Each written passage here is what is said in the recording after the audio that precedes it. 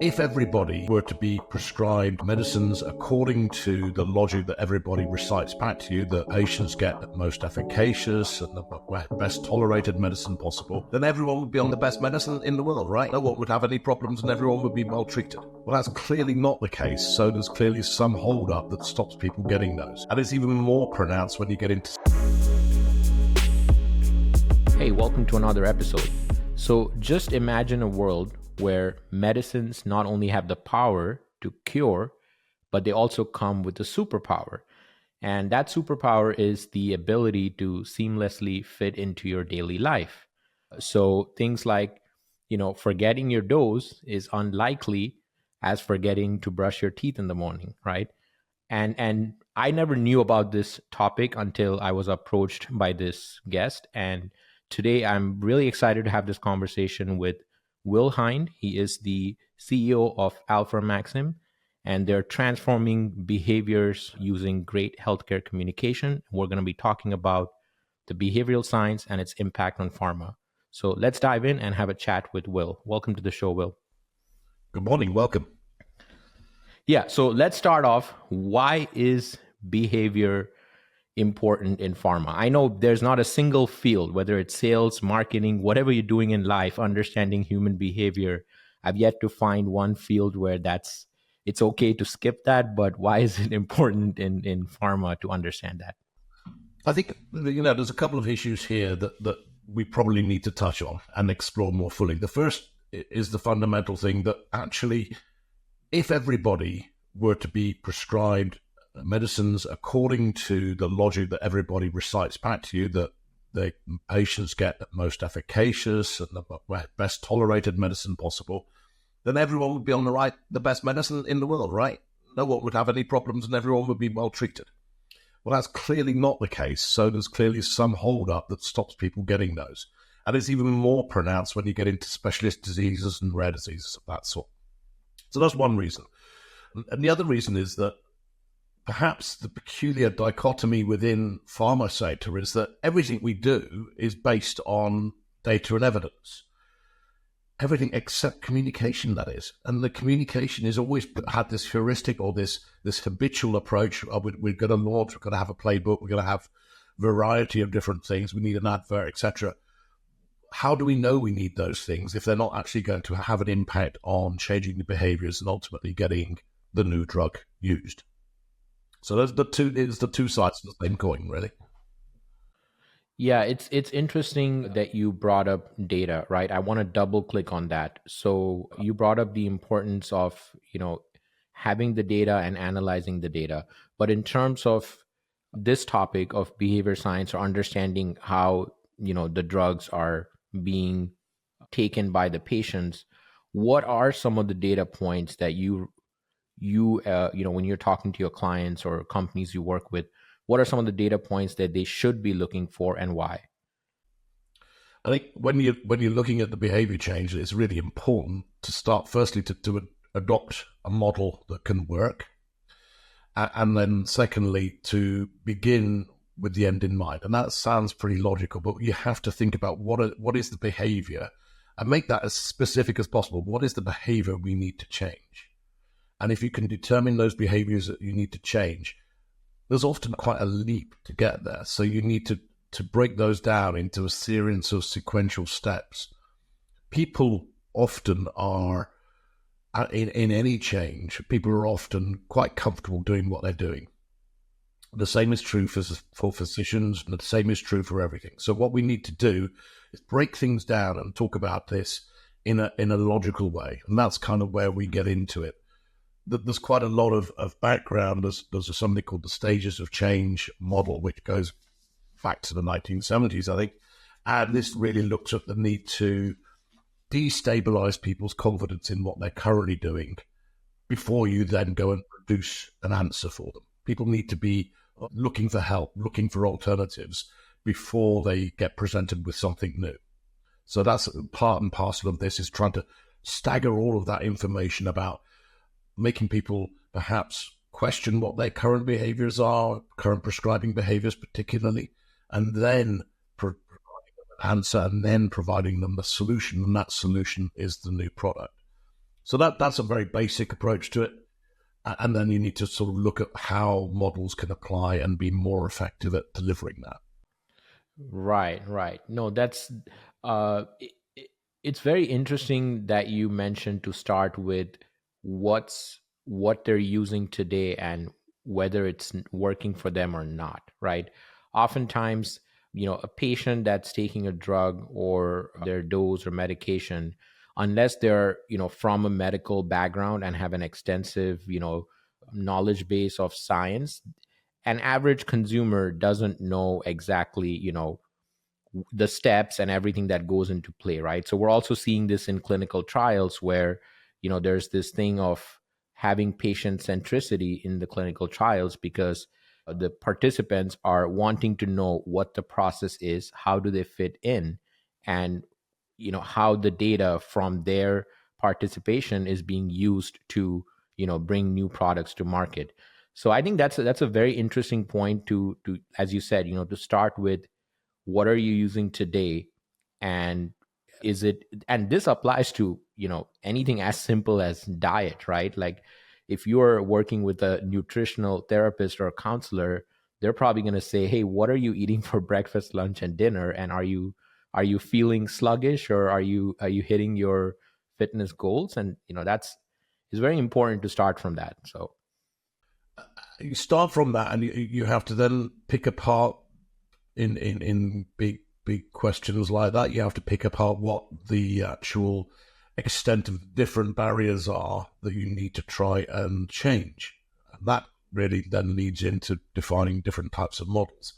But if you look at big changes in public health, behavioral science has been used for many years, and the MA advocated to be used in this sort of area. So if, for example, you look at COVID, I mean, the whole idea of getting people to adopt a different paradigm of behaviors, that, you had to keep your space, you had to wear a mask, you had to wash your hands more rigorously and wash your face more rigorously, even those simple things, getting people to adopt that on a mass population basis relied on quite a lot of behavioral science. And it's working out what the messages are that you need to give and who you need to give them to ensure that that comes across and is translated and taken up. And that's really where a lot of this stuff comes in. by the way, that's such an amazing example that you gave, because I'm pretty sure no matter who's listening to this episode and where in the world they are, they can relate to that example, because I've seen the communication of, hey, like you need to wash your hands or you need to maintain like 6 feet distance. It was all similar, but yet it was all different. What I mean by that is, if I went to a restaurant, I saw the same, figures and facts, but they were presented differently, right? And then with visuals, so that makes it more receptive to people who are eating at that restaurant to understand why it's important to follow them. But that same sign at an airport might look something different, right? So that's such an amazing example of the use of behavioral science in COVID, because that's, everybody I think can relate to that. And I think that's one of the key things that helps reinforce people's understanding that this is not some sort of witchcraft or some sort of quasi-science. There are often misconceptions about actually behavioral science is about manipulation. And it's not. It's about targeting the behavior that you want to see and determining what strategies to use to overcome it. And your points about different types of messages for the same thing in different locations is exactly that. You have to look at how you're going to execute it and what you're going to look at person-centered approaches to do that. So then I want to follow up with a different question there. So you mentioned manipulation. That's probably one of the misconceptions. What are some others that you encountered? I think the biggest one is misconception, and that's probably fairly similarly that it's not a science, and that the biggest misconception is that somehow behavioral science is this thing that's going to make me do something I don't really want to do. And then there's the bigger sort of, it's not really a science. The fact that it's got science in the title doesn't mean anything. And what we need to have a look at is actually we need to provide the logic and the facts. I come back to the point I made earlier. If it were logic and facts that everybody relied on all of the time to make all decisions, then everybody in the world would be on the best pharmaceutical for their needs as possible. Yeah, that's very true. And then if we take this back into like the very early stages of product development life cycle in pharma and biotech, where do you see behavioral science coming into play when companies are researching for novel drug therapeutics? Like how can they use behavioral science way early in that R&D phase? I think there's a couple of different areas, and the first one is the area in which we're doing some research as well, and that's if you look at particularly distinct therapeutic areas, then there are usually distinct barriers to adoption and changing prescribing habits in those therapeutic areas. So that's looking at what those barriers are. If you can determine the mix of those barriers according to the COM-B model, which is capability, opportunity, and motivation, then once you determine the mix of those barriers, then you can actually determine the right mix of techniques that can be used to overcome them. So if you're doing phase 2, phase 3 clinical trials, then you should be looking at doing some insights work to probably look at the barriers in the given market segment that you're going to enter. The second element is that actually many times, and particularly in rare diseases where we've done quite a lot of work, there are cases where people have launched and come to launch or are about to launch new therapies, breakthrough, that are really astounding, that can really, really help patients overcome the significance of the particular disease that they have. But what they haven't encountered is, or what they haven't concerned themselves with, is that the behavioral aspects of the patient. And with these diseases, often there's been no previous proper medication for them, or there's often been a significant background and a significant delay in their treatment. So patients in those sort of situations often sort of rely or resort to, rather, different manners of modification, and they kind of accept that they've got a substandard life, that perhaps poorer quality of life than you or I would like, but they're still alive. So they go into this incredible routines of different management techniques to cope with the disease that they have. But they've settled into an equilibrium that, woe betide, you come along and offer them a new drug, and you're offering them a new drug that's going to disrupt that equilibrium. So you need to bring that patient understanding into any research that you do as well. So two elements there.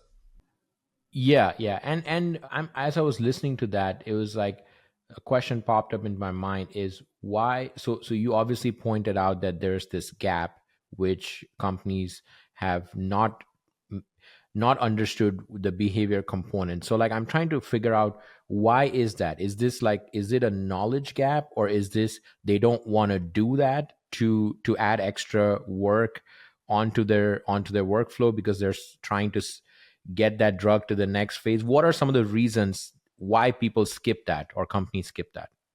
I think one of the main reasons is lack of knowledge and lack of skills of being able to adapt to it, really. I mean, I think a lot of people haven't really looked at this in detail and recognized what it can offer them, both in terms of how they can reach the right patient, but also in terms of how it can make their communications much more demonstrable to give it a clear return on investment. So I think one of the key things is that there's a lack of knowledge about it and about how to properly employ behavioral science in those sort of situations. And there's a high degree of habit as well, and that people have forgotten to look at the broader context of what they're entering into. Okay. And you also mentioned an interesting point, which I want to go back to it because I think it was very important. You mentioned about the COM model, right? So it was, what was it again? The COM-B model, yeah. Yeah, COM-B. So can you rephrase the acronym again? I want to make sure that I got it right. Basically, it's getting people to understand that the change of behavior, the B part, depends on an individual or a group's capability, opportunity, and motivation. There will be different mixes of the levels of capability, opportunity, and motivation that anyone and any group of individuals may have that then dictates what the best technique to change their barrier to change, to overcome it. Okay. Yes. So a question that I had is, can you help us with one example maybe where this combi model has, helped address some of the barriers, whether it's change among prescribers or among patients? Have you encountered any in your work with companies that you can share? I think it provides a really clear, multifaceted way. If you like the one of the key elements that I've talked about a little bit was that pharma is very good at providing the capability, the knowledge behind a new drug coming out. But the opportunity and motivation sometimes is lacking, so that people might not actually be able to do it because of peer pressure, because of the opportunities that arise around local formularies and things of that sort. But if you take an example that we got into where the drug was really a fundamental step forward for the treatment of a certain type of rare disease, the physicians all felt that the current modality that they had was safe and efficacious, which it was, but didn't recognize that a change was demanded almost by patients and carers, because the change was something that was outside of their sphere. So despite the fact that the physicians were capable of making the change, they didn't have the opportunity or motivation to do so because the patients were resistant. So you have to overcome the whole spectrum of these things to understand what it is. And it particularly in rare diseases or things like gene therapy, you have to make sure that you cover the multifaceted approach of all the different stakeholders. That's an interesting example. So it sounds like it's not, so we have the company that is, investing in this product and trying to bring it to market. And then we have the prescribers, healthcare professionals, and then we have the patient. So it sounds like it's a mix of all three, and you can't sort of focus on one and help that, to carry the weight of the others, because if one fails, the whole cycle sort of breaks apart. Is that what I'm getting at? I would say so. In a typical the typical perhaps I would say old fashioned, but necessarily the typical way of launching a drug is for pharma companies to provide lots of information, education about the unmet medical needs, education around the whole area, and then lots of information about what their drug is, what it overcomes, and how to use it. That's great. That provides lots of understanding. But what if the motivation of the physician isn't there because their local regulator won't grant the right price and reimbursement? What if the motivation isn't there because patients are resistant to change? What if the motivation isn't there because they are unable to, because the local specialist would prefer them to stick to something else? Or the opportunity isn't there because they habitually have used drug X and they don't see a need to change. So it's addressing all of these parts. And, I would suggest that the traditional routes of doing launch readiness and launch communications have been possibly outlived, and particularly with the novel therapies that we're getting into these days, that much more patient-focused, patient-centric medications, even as far as gene therapies, then you've got to have a completely different way of doing launch communications that doesn't involve traditional tell approaches, but involves ask and provide questions type approach. Interesting. When did you, I want to go a little bit, about your sort of passion and expertise in this area, right? So when did you actually come across that moment where you're like, hey, you know what? I really need to dig deeper into this topic, and this is what my company's purpose or your work purpose about being in this behavioral science field. Do you remember like a moment or a time where you were like, okay, I'm gonna up the notch here and go, 2x or 5x on this? I started life in MSD in Europe, Merck in the US. The concept was always, that time was to put the patient first and the profit will follow. So that was my starting point. So I've always been very motivated to try and find the unmet needs and try to communicate around that. And then as we got into communications and building communication stories for clients, we built this idea of the belief continuum, and it's about changing. It's taking people through stages of change and maybe encouraging folk to question what they're currently doing through to providing them the answer where they're going. So that was kind of where we were going anyway. And then we got into a discussion, and following the great Simon Sinek and people of that sort, we sort of looked at where we were going with purpose and what we wanted to do. And it became clearer probably about 8 years ago that we needed to get into behavioral science. And as we got further into that, the idea of actually a light bulb moment of saying, well, why don't people use this routinely? Why don't we do it as routinely? Because it makes sure that you're overcoming so many barriers in communication and therefore the adoption of new medications. It just seems straightforward. But then obviously as you get into it, you start uncovering the barriers against it, which is often tradition. And we mentioned that earlier. One of the big things that stops people taking up using fully behavioral science is that there's no budget for it. It has to come out of the marketing budget. So when you've found it, it often gets disregarded and left behind. And I think one of the key pleas needs to be look at if you need to get this under your skin to actually make it a really sound way of building communications and changing the paradigms for patients, then actually what you need to do is take those insights on board and routinely use them rather than them being sort of cast aside every time we've done with a given campaign.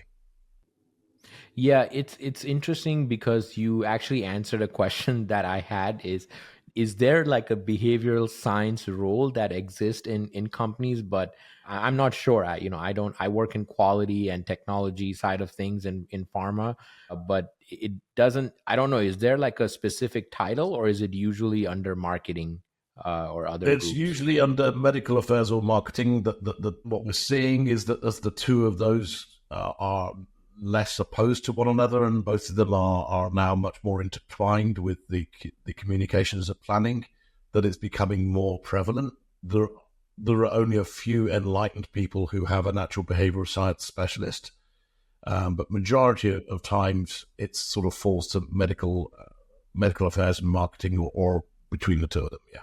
Okay, interesting. And then with the rise of omni-channel communications, how do you think behavioral science sort of like works along that strategy for the healthcare messaging? So I think that if you use existing behavioral change frameworks, then all of a sudden it plays so well into omni-channel approaches because you can define what you expect to see with each type of communication. So if you come back to this idea of the COM-B model, you get the balance of what the barriers are to that behavior change. The balance of those barriers can then dictate one amongst 93 different behavior change techniques. So you have a science behind this that actually dictates what the best technique is to actually change those behaviors. And then you can apply those. So some of the times they can be face-to-face, some of those times they can be digital, and some of the times they can be press or advertising. So you are then able to actually look at the specific triggers that you need to do. And that's how it should be built. You can build these approaches using the frameworks that behavioral science will give you, and you can measure the results. You can determine whether they're being effective. And each one of them you can measure the results to as well. So I think for me, the two of them really are intertwined. And do you, I'm not sure if you have any, and it's okay if you don't, but do you have any examples of any companies or anybody that's doing it well that others can learn from of combining this omni-channel and help the behavioral science component together? Not within commercial Okay. remit. But I think, the key thing for people to look for is the idea to using this, what they call the APPEASE criteria, which is affordable, practice, effective, accepted, and side effects. So it's looking at those, and you can see there are certain big pharma who are very good at it and have it nailed on. And if we were to look at those, and then, possibly it's encouraging for listeners and viewers to have a look at these things and take, well, what is it? Who are the companies that are really working well with this? And you can tell by the virtue of how they are looking at the different omni-channel approaches. And there's a slight nuance to each one, and there's a slight different approach. And you can see how they've actually applied behavioral science to it as well. Okay.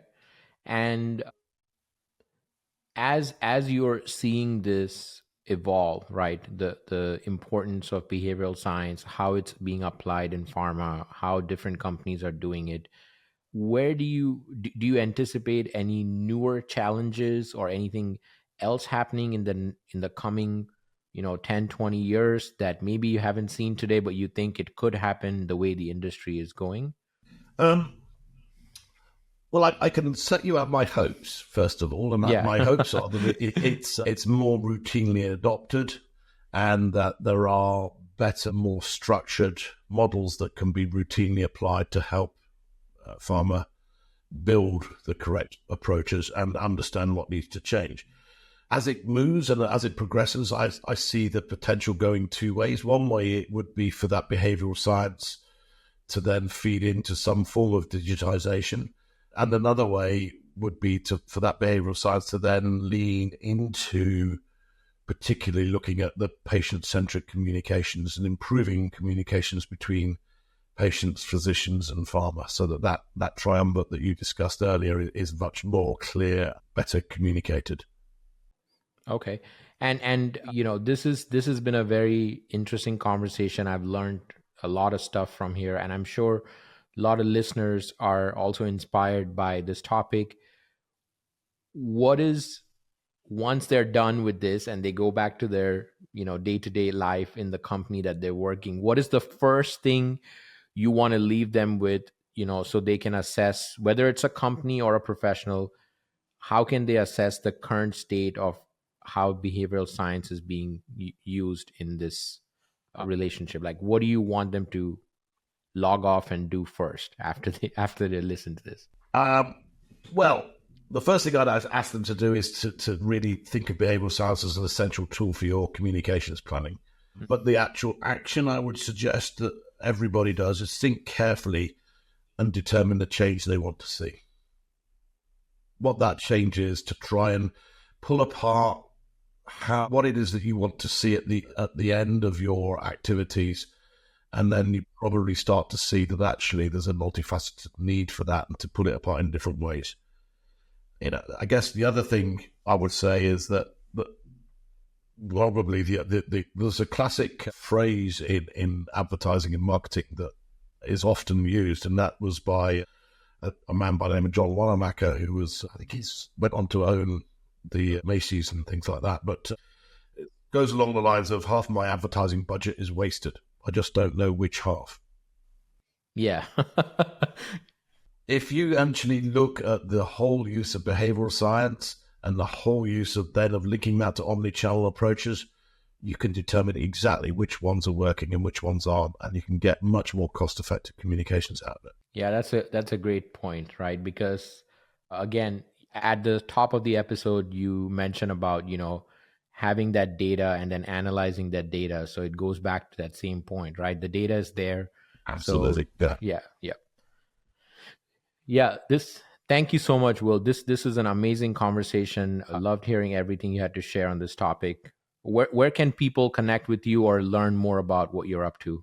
I'm on LinkedIn as William Hind. I'm on X as @WillHind, and they can reach us at alpharmaxim.com. All right, that sounds great. And any final thoughts before we wrap this up? I guess the final thought I would have is that we are doing this research, and the research that we're looking at is in Parkinson's disease, and looking at the barriers to changing prescribing habits in Parkinson's disease.